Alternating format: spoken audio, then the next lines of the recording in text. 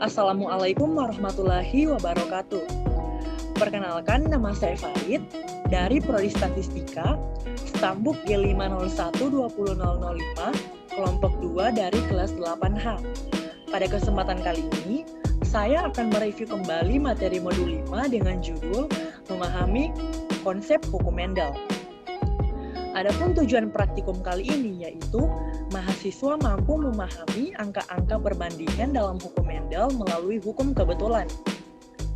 Nah, namun sebelum jauh ke inti materi, kita terlebih dahulu harus mengetahui siapa Mendel tersebut. Nah, George Johann Mendel atau yang lebih sering disebut dengan Mendel merupakan seorang ilmuwan berkebangsaan Austria yang lahir pada tahun 1822. Beliau disebut juga sebagai Bapak Genetika dikarenakan praktikumnya mengenai pola pewarisan sifat. Pada praktikumnya tersebut, Mendel menggunakan kacang Ercis atau Pilum sativum. Alasan mengapa Mendel menggunakan kacang Ercis dikarenakan kacang Ercis merupakan salah satu tumbuhan yang memiliki jangka hidup relatif pendek, sehingga besar kemungkinan untuk melakukan penelitian dalam jangka beberapa waktu. Selain itu, kacang Ercis juga merupakan tumbuhan yang memiliki beberapa macam karakteristik.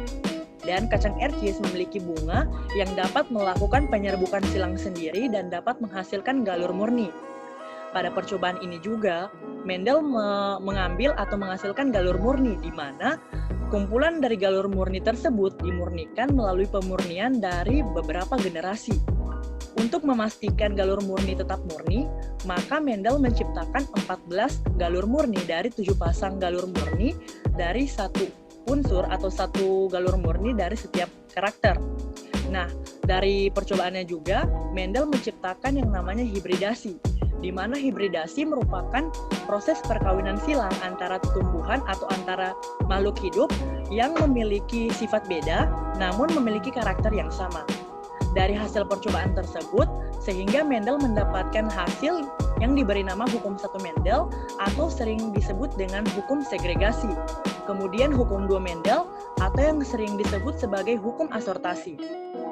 Adapun bunyi hukum 1 Mendel dan bunyi hukum 2 Mendel akan dijelaskan pada slide selanjutnya.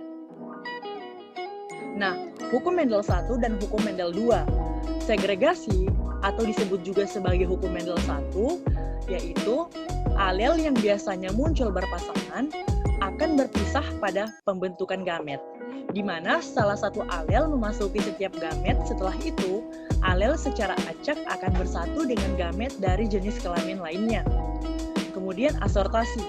Asortasi yang merupakan hukum Mendel 2 berbunyi, ketika ada 2 set karakter dalam hibrida, pemisahan satu pasang karakter tidak bergantung pada pasangan lainnya. Implikasi dari hukum ini terletak pada fakta bahwa pewarisan dari sepasang karakter tidak dipengaruhi oleh pewarisan dari pasangan lain. Pada praktikum kali ini, kita juga melakukan suatu percobaan mengenai memahami konsep hukum Mendel. Adapun alat dan bahan yang digunakan pada percobaan kali ini yaitu yang pertama, kita menggunakan kotak atau toples. Kemudian yang kedua, kita menggunakan kancing genetik. Nah, untuk lebih jelasnya mengenai video praktikum akan dijelaskan pada video berikut ini. Nah, baik, pada video praktikum kali ini saya akan melakukan percobaan mengenai cara memahami konsep hukum Mendel. Nah, dengan cara menentukan fenotip dan genotipnya. Adapun alat dan bahan yang digunakan pada praktikum kali ini, 1. Menggunakan toples, 2. Menggunakan kancing genetik. Namun karena terkendala dengan alat dan bahan tersebut, sehingga kita mencari alternatif lain untuk menggantikan alat dan bahan tersebut. Nah, di mana kita menggunakan 2 wadah dengan berbeda warna. Ada wadah yang berwarna biru dan juga wadah yang berwarna pink. Nah, wadah tersebut berbeda warna karena menunjukkan sifatnya. Wadah biru sebagai jantan dan juga warna pink atau merah muda sebagai betina. Kemudian kita juga menggunakan kertas di sini. Kita menyediakan masing-masing ada 8 kertas. Ada kertas berwarna putih dan juga kertas yang berwarna hitam. Nah, kita akan membentuk atau membuat 4 pasang kertas dari 8 kertas ini. Nah, kita pertama memasukkan 4 lembar kertas ke dalam wadah yang berwarna biru. Kemudian, kita juga memasukkan kertas yang berwarna hitam sebanyak 4 kertas atau 4 lembar kertas ke dalam wadah yang berwarna biru.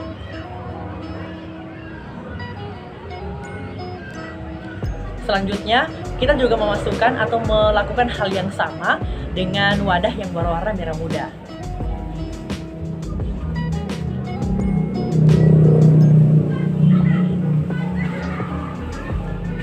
Nah, ketika semua kertas telah masuk ke dalam wadah, langkah selanjutnya kita mengocok masing-masing wadah tersebut, kemudian mengambil kertas yang ada di dalamnya sebanyak 1 pasang, dan kemudian kita mengambilnya itu dengan cara mata tertutup.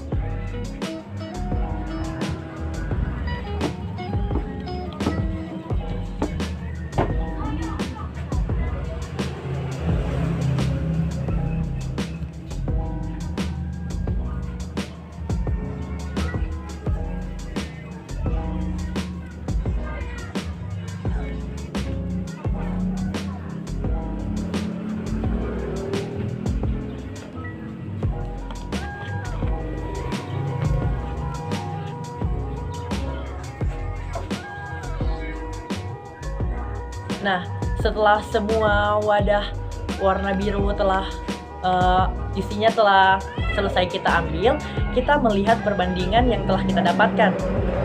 Di mana pada pengambilan pertama kita mendapatkan kertas yang berwarna hitam-hitam. Kemudian perbandingan kedua atau pengambilan kedua kita mendapatkan kertas yang berwarna putih-putih.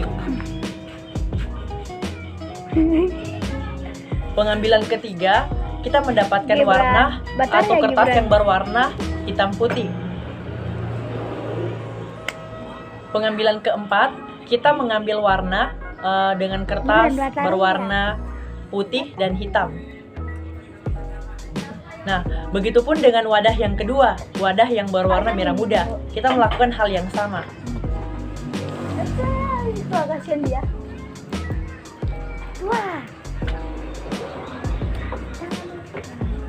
Di kamar tuh kesini tuh masa wakas mati ini.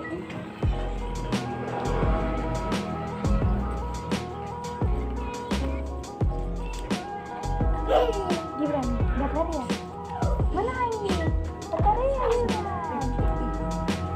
Nah, jika seluruh kertas yang berada di dalam wadah telah selesai kita ambil, maka kita melihat hasil pengambilan dari kertas tersebut. Di mana pengambilan pertama kita mendapatkan kertas yang berwarna hitam putih. Pengambilan kedua kita mendapatkan kertas berwarna putih-putih. Pengambilan ketiga kita mendapatkan kertas berwarna hitam putih.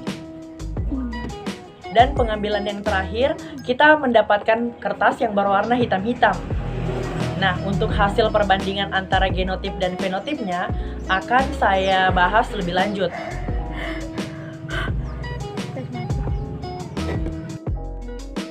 Adapun hasil yang diperoleh dari percobaan persilangan tersebut didapatkan hasil pengamatan bahwa ada 3 macam pasangan.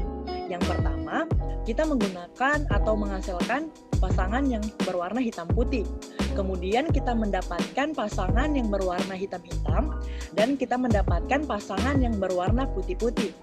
Nah, untuk pasangan yang berwarna hitam putih, kita mendapatkan 4 pasang kertas. Kemudian untuk pasangan berwarna hitam-hitam, kita mendapatkan 2 pasang kertas. Dan untuk kertas yang berwarna putih-putih, kita mendapatkan 2 pasang kertas. Adapun frekuensi perbandingan dari percobaan tersebut, untuk kertas yang berwarna hitam putih, kita mendapatkan 4 pasang. Untuk kertas yang berwarna hitam, kita mendapatkan 2 pasang. Dan untuk kertas yang berwarna putih, kita mendapatkan 2 pasang. Kemudian, kita melihat perbandingan fenotip dan genotip dari perlakuan atau percobaan tersebut. Nah, sebelumnya, sebelum kita mengetahui perbandingan antara perbandingan fenotip dan genotip, kita terlebih dahulu harus mengetahui apa itu fenotip dan apa itu genotip. Nah, fenotip merupakan salah satu sifat yang muncul atau sifat yang dapat dilihat dari luar. Sedangkan genotip merupakan sifat yang tidak tampak atau yang tidak dapat dilihat dari luar. Nah, untuk perbandingan fenotip, yaitu perbandingan antara kertas berwarna hitam dan juga kertas berwarna putih, yaitu 6:2. Atau bisa juga kita sebut dengan 3:1. Nah, kemudian ada perbandingan genotip. Perbandingan genotip sendiri dilihat dari perbandingan antara kertas yang berwarna hitam banding kertas berwarna hitam putih banding kertas berwarna putih. Sehingga didapatkan perbandingan 2:4:2. Atau bisa kita sebut juga dengan perbandingan 1:2:1. Nah, mungkin hanya itu yang dapat saya sampaikan pada video praktikum kali ini. Apabila terjadi kesalahan, saya mohon maaf. Saya Farid undur diri. Wabillahi taufiq wal hidayah. Assalamualaikum warahmatullahi wabarakatuh.